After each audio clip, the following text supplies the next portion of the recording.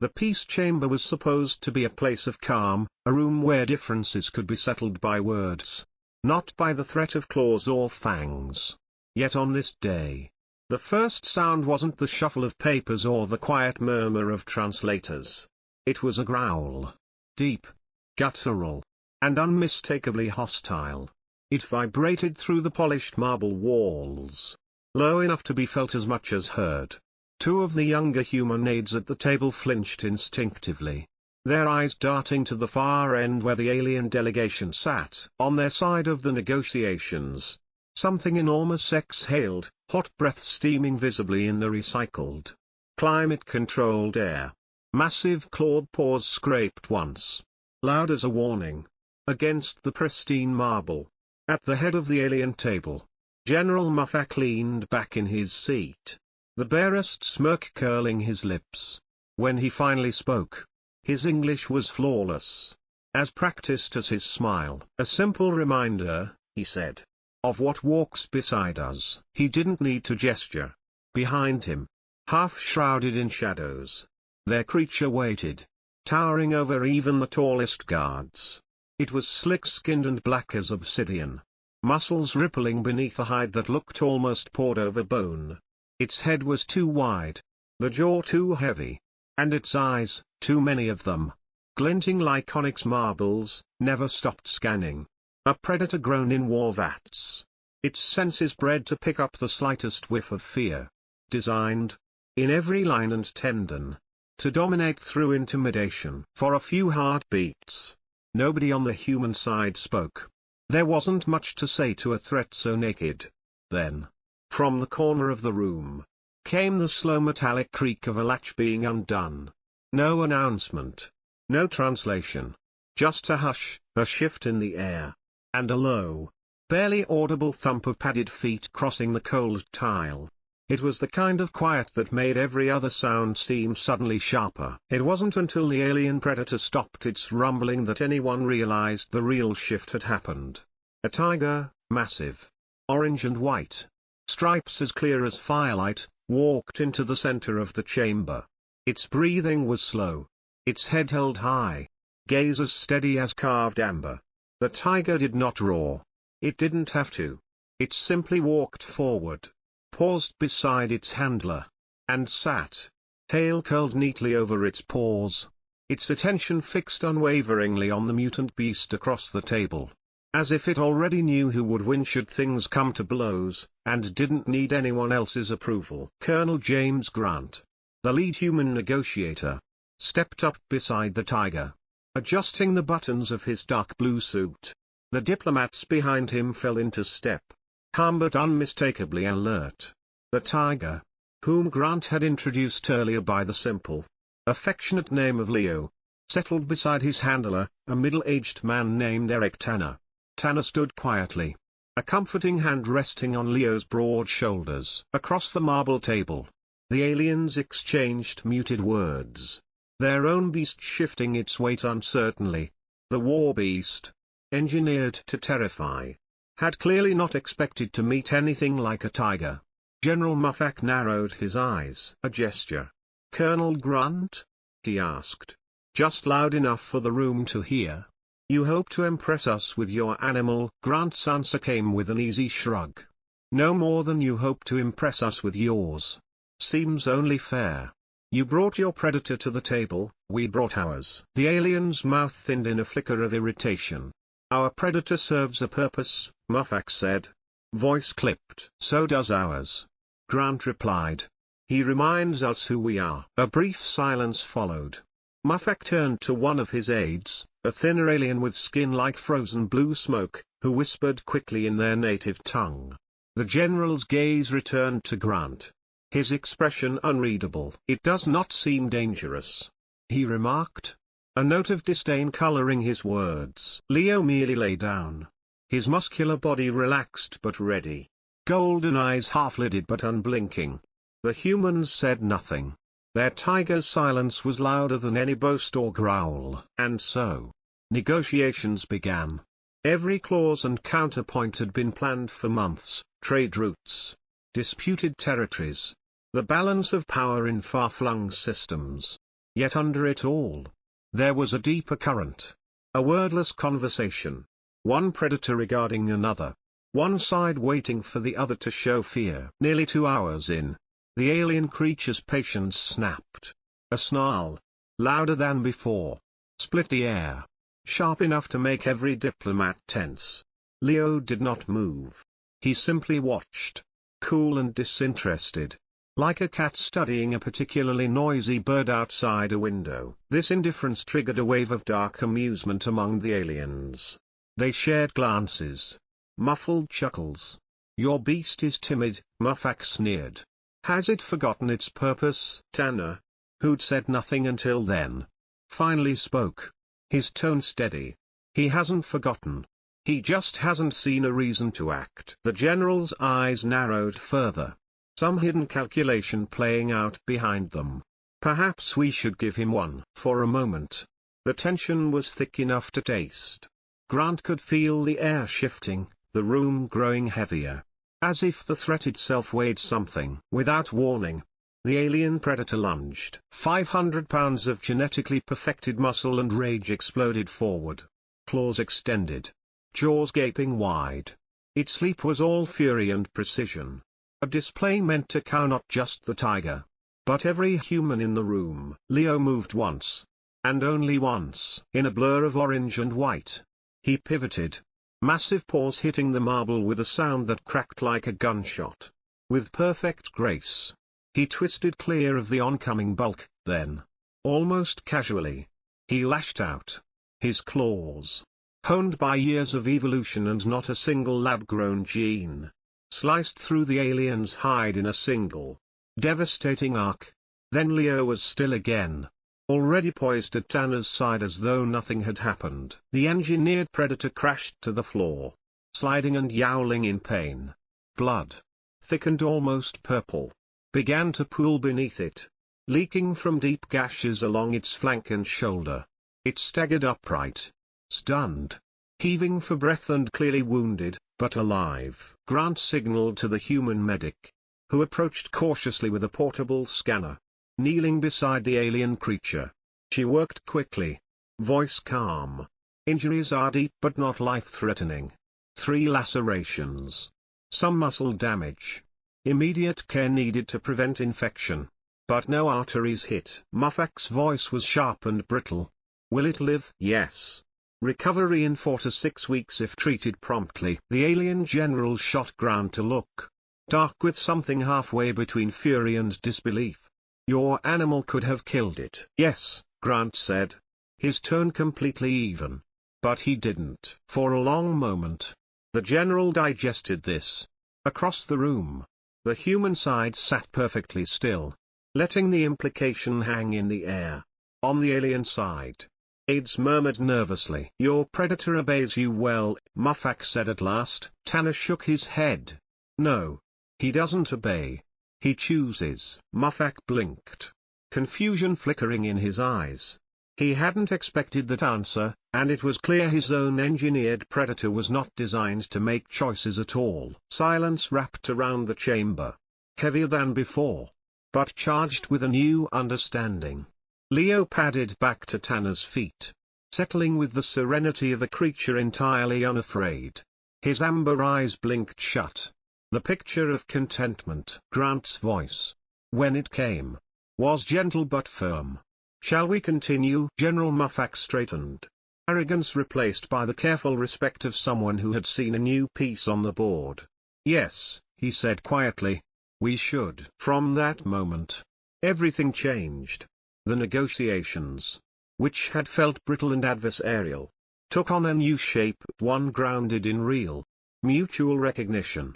No one in the room could forget the tiger sitting beside the humans. Strength didn't need to bare its teeth to command respect. The talks pushed on into the evening. The wounded predator was gently led away for treatment, a medical team hurrying after it with equipment and supplies. Occasionally, someone's gaze would drift to the streak of blood left on the marble floor, a stark reminder of what had nearly happened. Colonel Grant felt the fatigue settle in gradually, adrenaline wearing thin, leaving behind a dull ache in his shoulders. At his feet, Leo resumed his quiet watchfulness, his massive head resting on his paws, ears flicking at every faint sound. The sense of danger had receded, replaced by something harder to describe, a wary but honest respect that had never existed before. As the evening wore on, General Muffak became more subdued, consulting in low voices with his aides, sometimes glancing at the humans, other times simply staring into space. Eventually, he stood, his posture different now, and called for a recess. Both delegations were more than ready for a break. Grant wandered to the chamber window, staring at the endless night of space beyond, its stars sharp and cold against the black. A cough behind him made him turn. Tanner was there, offering a bottle of water. Grant accepted it, cracking a faint smile. "How long have you worked with him?" Grant asked, nodding toward Leo. Tanner shrugged, taking a sip from his own bottle. 4 years. But it's not really work. Not training. Not exactly. It's understanding. Grant frowned slightly, intrigued. "You really think he chose not to kill?" Tanner nodded, his gaze steady. "Not think. No. It's not obedience. It's trust. A relationship." Grant sighed, watching the tigers stretch lazily, utterly unconcerned. "Let's hope the aliens get that." Across the chamber, Muffak was deep in conversation with his advisors. Some looked troubled, others angry. After a minute, the general waved them away and crossed to where Grant stood. "Colonel Grant," he began, hesitant, "I find myself compelled to ask things I never imagined." Grant nodded, inviting the question. "Your tiger, Leo, you call him. What modifications have you made?" Grant shook his head, smiling a little. "None. He's just as nature made him." The alien took a long moment to process that. "You live willingly beside such a beast." Grant grinned. "Humans have lived alongside dangerous animals for thousands of years. It's not always peaceful. But we learned respect." "Respect?" Muffak echoed, dubious. "You learned that from animals that could kill you at any moment?" Grant's tone softened. "Yes. Respect taught us humility, taught us caution. From caution came coexistence." Muffak looked away, troubled. "We modify our beasts, shape them to serve. Safer. Predictable." Grant shrugged. "Safe, maybe. But it breeds fear, not trust. Your creature obeyed, but didn't understand why. Our tiger does. That's why he could choose." A thoughtful noise from the general. "Strange, Colonel. Dangerous, too." "Dangers never stopped humanity. Sometimes it's how we thrive." Muffak nodded slowly, signaling the recess was over. As talks resumed, something in the air was different, lighter, more flexible. For the first time, agreements started to look possible. The next morning, there was a noticeable difference in the station's mood. The corridors leading to the peace chamber, usually buzzing with barely restrained anxiety, now felt almost calm. Delegates arrived a few minutes early, voices low but steady, some sipping coffee or tea, others quietly rehearsing talking points. Colonel Grant and Eric Tanner walked together, Leo gliding beside them with effortless dignity, no leash needed. Just a gentle touch at his shoulder. Inside the chamber, General Muffak was already present, surrounded by his aides. As Grant approached, he caught the alien general's eye. They exchanged a small, wordless nod, respectful, but edged with caution. The rest of the human delegation settled into their seats, adjusting datapads and murmuring quietly. Leo lay down with a heavy sigh, his amber eyes scanning the room, utterly relaxed but watchful. The day's agenda focused on finalizing the treaty, border disputes, mutual defense protocols, the legal status of certain star systems. There was talk of trade corridors, shared responsibilities for resource management, even the first hints at technological exchange. Yet, throughout it all, the events of the previous day hung over the room, reshaping every word, every subtle glance. Midway through the morning, The quiet rhythm of discussion was interrupted. A young alien technician slipped in, moving with urgent purpose, and leaned in to whisper something into General Muvak's ear. The general's face darkened. He rose, motioning for attention. "Our predator's condition has worsened overnight," he announced, his tone grave. "The wounds appeared minor at first. There is now significant swelling. Our medics suspect internal damage." A ripple of concern moved through the human delegation. Grant straightened, immediately attentive. Tanner tensed beside him. The memory of the previous day's violent encounter hung heavy in the air. Muvak continued, voice steadier than his eyes. "Our physicians are unfamiliar with such injuries. We would appreciate your medical assistance." "Of course," Grant replied without hesitation. "We'll send our best medic immediately." Within moments, Dr. Samantha Reyes, one of the station's senior medical officers, had gathered her equipment and hurried across the corridor. Grant at her side. The alien medical suite was crowded and tense, filled with the sharp scent of antiseptics and anxiety. On a padded table lay the alien predator. Its breathing rapid and shallow. Its gaze no longer fierce but flickering with pain and uncertainty. Dr. Reyes approached with gentle confidence, her movements efficient and calm. She murmured soothingly to the medical staff, then began her examination, diagnostic scanner, careful palpation of the wounds, silent observation of the beast's reactions. Muvak hovered nearby, watching every motion. "It's not just the lacerations," Reyes explained after a moment. "There's internal swelling, likely a deeper muscle tear, and signs of early infection. He'll need a minor surgical procedure to drain the fluid and repair the muscle." The alien medical officer admitted, "We were unsure how to proceed. Our training does not cover this." "We can handle it," Reyes reassured him. "It's straightforward. He'll need to rest and take antibiotics. But he'll recover." Muvak's stern composure softened just a little. "We appreciate your help." As Reyes prepared for the procedure, Grant lingered at the creature's side, studying its expression. For the first time, the engineered beast looked vulnerable. Not terrifying. Not dominant, just alive. And hurting. And perhaps a little confused. He turned to the alien general. "Do your predators get injured often?" Grant asked gently. Muvak shook his head, almost mournful. "Rarely. They are designed for overwhelming power. If they're defeated, they're usually retired." "Retired?" Grant echoed, incredulous. "Discarded," Muvak admitted quietly. "A wounded predator is no use." Grant considered this. "That might be the difference between us. Our tiger, Leo, has scars. He's been hurt, fought other tigers, survived accidents. Every injury taught him something. Resilience, patience, respect for his own limits." Muvak regarded him, uncertainty in his eyes. "You allow them to fail?" "We let them learn," Grant clarified. "Nature doesn't discard the wounded. It shapes them.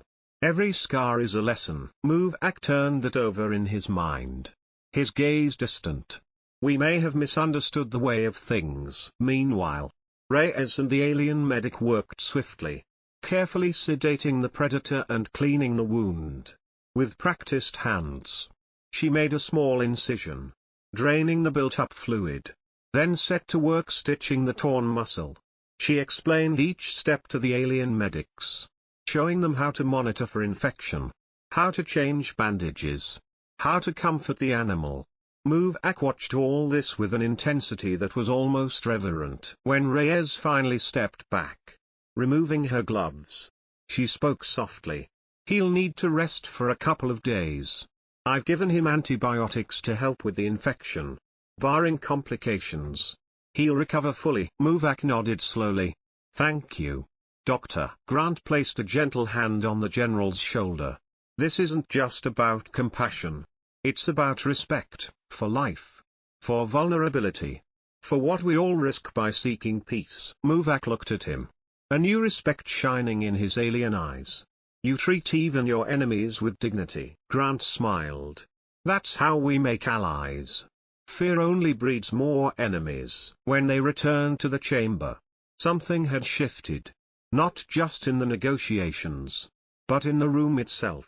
The aliens spoke with less defensiveness. The humans with more empathy. Leo, still a silent presence at Tanner's feet, seemed to embody the spirit of the talks, calm, observant, undeniably powerful, but never threatening unless provoked. By midday, documents were drafted and redrafted. Agreements revised with an efficiency that surprised both sides. Trade corridors, joint exploration projects, border agreements, all seemed to fall into place with the ease of puzzle pieces that had been waiting for the right moment. It wasn't just relief that filled the air, but something closer to quiet hope. Toward the end of the day, as aides finalized the legal texts and delegates compared translations, Grant approached Tanner, who was stroking Leo's back. "You realize he's changed history?" Grant murmured. Tanner smiled, scratching Leo behind the ears. "He always did have a way of getting people's attention." Grant chuckled. "He deserves a medal." "He'd rather have a steak," Tanner said. And for a brief moment, the tension in the room dissolved into quiet laughter. As the session drew to a close, General Muvak approached the humans. His posture straighter but his eyes thoughtful. "Colonel Grant, on behalf of our entire delegation, I wish to thank you, not only for your medical help, but for a lesson in humility. We did not realize how much we still had to learn." Grant nodded, accepting the gratitude with quiet grace. "We're all learning, General. That's why we're here." Muvak glanced at Leo, a little awe in his expression. "Perhaps one day your tiger can teach our predators a new way." Grant smiled. "Maybe. But only if he chooses." As the delegates filed out, Grant felt a calm pride, not in outsmarting or overpowering, but in the fragile, honest connections that had been forged. Leo, serene and dignified, watched the crowd leave, his amber eyes reflecting something deeper than victory, a simple, unwavering peace. Weeks passed after the historic summit. The world's press, both human and alien, replayed images of the peace chamber over and over: the great Bengal tiger, the humbled predator, the careful, steady hands of doctors from both worlds working together. Colonel Grant found himself invited to endless conferences and interviews, but none of it compared to the quiet walks he took in the wildlife sanctuary just outside Washington, D.C. It was late autumn, the air crisp, sunlight scattering through the last of the gold and crimson leaves. Grant strolled along a winding trail with Tanner by his side, hands deep in his jacket pockets. Leo walked ahead of them, unhurried and utterly at home in the dappled woods. No leash, no need, just trust. "It's good to see him back here," Tanner said softly. "He's earned it." Grant nodded, feeling the peace of the woods settle around him. "He's more than earned it." They paused at a clearing where the sun cut through the trees, pooling warmth on the grass. Leo lay down, stretching out luxuriously, his striped coat a living masterpiece. Grant and Tanner sat together on a fallen log, content just to watch. For a long while, nothing needed to be said. The silence was the kind that only comes with trust, unpressured, easy, and whole. Grant's communicator buzzed quietly in his coat pocket, breaking the moment. He checked the message, a transmission from General Muvak. Unexpected, but not unwelcome. He opened it and showed it to Tanner. The alien general's message was simple: "Our predator has fully recovered. We have reassigned him from combat roles. Your lesson continues to teach us much." Grant exhaled slowly, a satisfied smile tugging at his mouth. "Looks like something stuck." "You think they'll really change?" Tanner asked, watching Leo groom one massive paw. Grant was thoughtful. "It won't be quick, but respect can be learned. We're still learning it ourselves." Tanner chuckled, shaking his head. "We've come a long way, at least." At that moment, Leo's head lifted, ears swiveling toward a sound. Down the trail came a small group, a class of schoolchildren with a teacher, all of them wide-eyed at the sight of the huge tiger. The teacher guided them forward slowly, speaking in soft, respectful tones. One brave little girl stepped ahead, her eyes huge. "Does he bite?" she asked, voice trembling just a little. Tanner shook his head. "Only if he chooses to. But right now, he just wants to relax." She took that in, nodding solemnly. "So he could hurt us. But he won't. Because he doesn't want to." Grant knelt down beside her. "That's right. He respects us. So we respect him. That's how it works." The girl smiled, her fear dissolving. "I like that." Soon, the children moved on, their quiet conversation drifting back to Grant and Tanner, small voices carrying the lesson forward. As the sun slid lower through the branches, Grant stood, brushing leaves from his coat. "You think they get it?" he asked. "Meaning more than just the kids?" Tanner watched Leo stretch and yawn, utterly at peace. "If not now, then maybe someday. The lesson's there." Together, they walked back toward the sanctuary's gate, Leo moving between them, calm and quietly regal, a living reminder that power isn't always about teeth or muscle. Sometimes, it's about choosing restraint. At the gate, Grant's communicator buzzed one last time, another message from Muvak. A short question. "Was your tiger engineered at all?" Grant replied simply, "No. Just nature." There was a long pause. Then, another message. "Then what are you?" Grant considered, then typed his reply, "Still learning." As they left the woods, Grant looked back one final time at Leo resting in the golden light, at peace with the world, and with those who had finally learned to meet him not as a weapon, but as a companion. The days after the summit unfolded quietly but powerfully, the world shifting in ways that, at first, were hard to notice. Headlines blared about the treaty's unprecedented scope. News channels replayed images of the Bengal tiger and the alien predator, once feared, now transformed into symbols of a hard-won understanding. Diplomats spoke carefully in interviews, aware that every word mattered. Yet, beneath the public spectacle, the real change moved deeper, almost invisible, a gradual rewiring of expectations, habits, and hopes. The alien delegation lingered on Earth longer than expected. The days became filled with new routines, shared meals, joint meetings, impromptu walks in the sanctuary where Leo often lounged beneath the sun. It was as if the shadow of violence that had hovered over every previous negotiation had finally given way, replaced by a curiosity that ran both ways. General Muvak, always reserved, surprised everyone by asking to visit the wildlife sanctuary personally.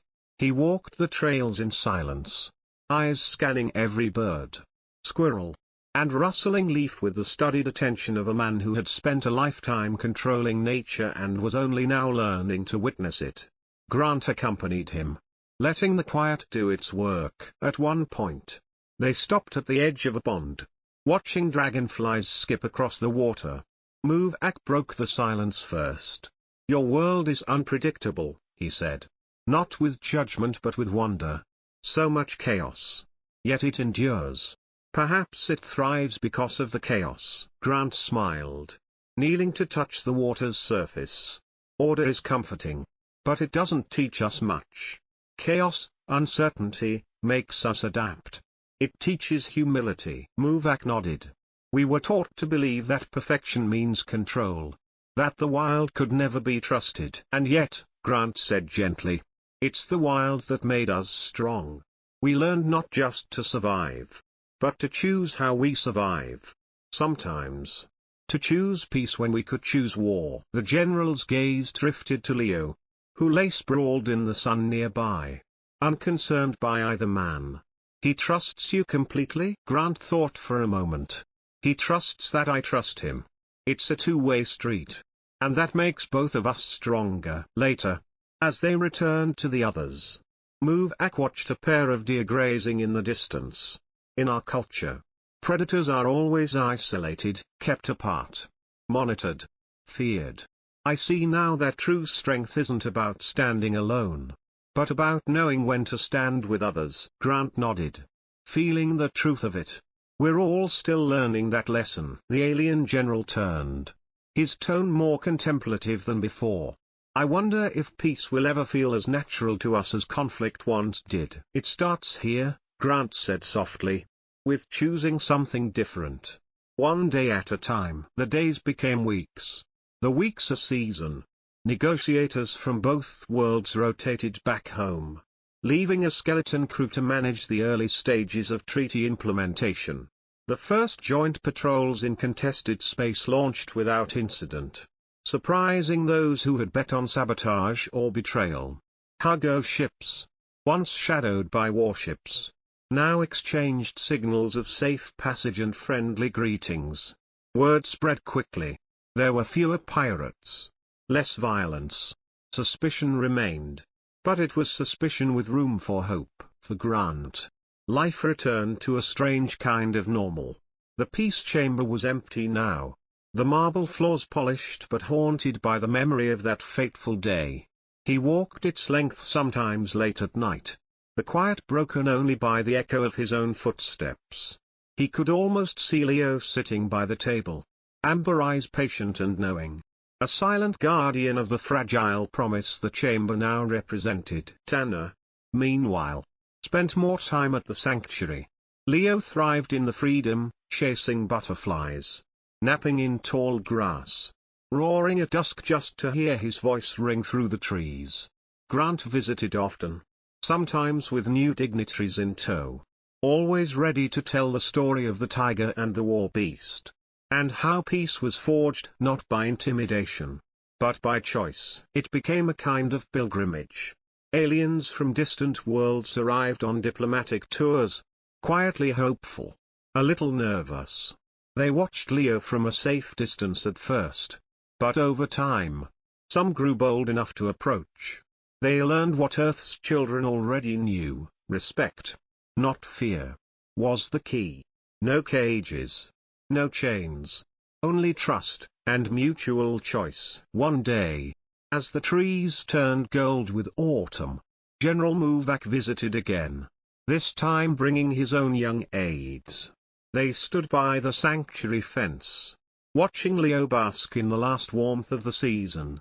Muvak gestured for Grant to join him. "I wanted them to see what I saw," Muvak said, voice low, "to understand what it means to walk beside power, not behind it." Grant looked at the young aliens, cautious, curious, eager to learn. He saw in their faces the future, unwritten but promising. Muvak continued, "Our society is changing. Slowly. There are those who resist, who fear this new way. But there are more who are willing to try. That's all it takes," Grant replied.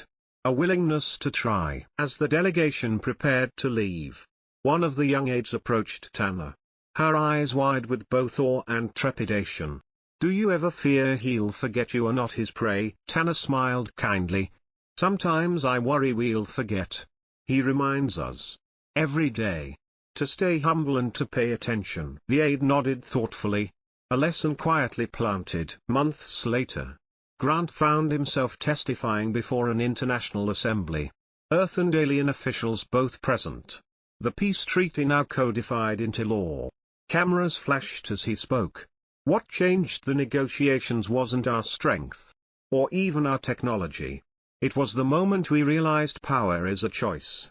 That true partnership can only come from mutual respect, and that respect begins with how we treat those who don't have to obey us. He looked out at the crowd, feeling the weight of their expectation.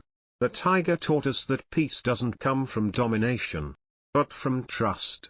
If we can trust the wildest part of nature, maybe we can trust each other. The applause was long and genuine.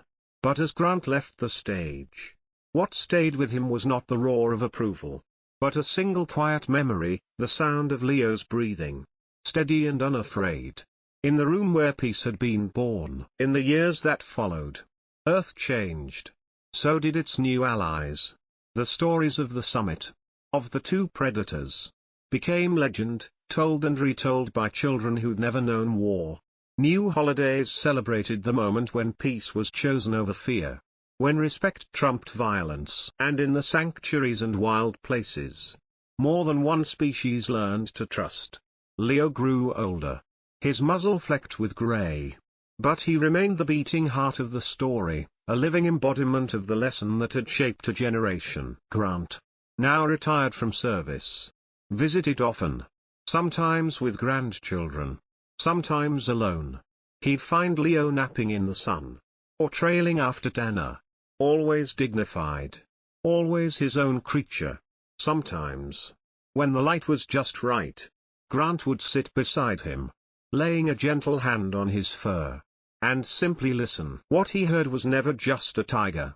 It was the echo of a promise, that strength could exist without cruelty, and that the wild, unpredictable, dangerous, beautiful, could walk beside humanity. Not behind, not beneath, but as an equal. The world would never be perfect. There would always be those who clung to the old ways, who mistrusted peace, who saw every shadow as a threat.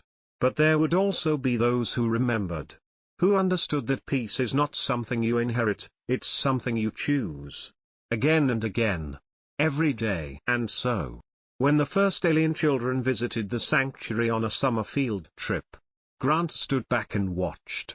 He saw them approach Leo quietly, some in awe, some in fear, but all wanting to understand. One boy, braver than the rest, reached out, his small hand trembling, and Leo, wise with years, pressed his massive head gently into the boy's palm. The lesson was simple, and for the first time, it was not taught by words, but by example. As the sun set, painting the sky in hues of gold and fire, Grant felt a quiet pride.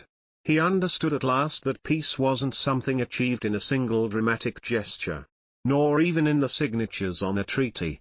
It was a living thing, like trust, like friendship, like the bond between a man and a tiger, renewed every day by the choices they made together. And in that golden light, with laughter echoing across the grass, Grant knew that humanity, for all its flaws, had taken its place, not above, not below, but with the wild things of the earth, and with those who had once been strangers from the stars. Leo watched the sky, amber eyes bright, content simply to be, and the world, for one precious moment, was at peace.